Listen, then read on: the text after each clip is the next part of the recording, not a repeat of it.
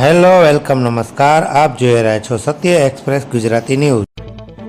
સુરેન્દ્રનગરના karate coach દીપક R Chauhan દ્વારા graduation camp યોજાયો હતો।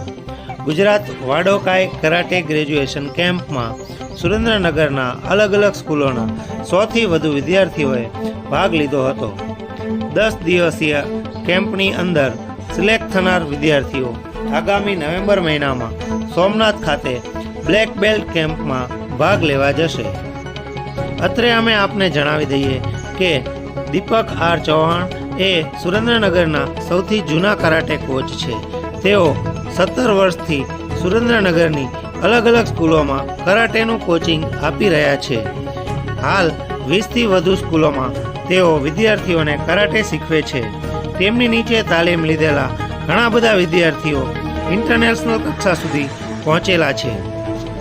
હાલ 10 દિવસીય કરાટે કેમ્પની અંદર 100થી વધુ વિદ્યાર્થીઓએ બ્રાઉન બેલ્ટની ડિગ્રી મેળવી હતી અને નવેમ્બર મહિનામાં સોમનાથ ખાતે આ બધા વિદ્યાર્થીઓ બ્લેક બેલ્ટ માટે જશે।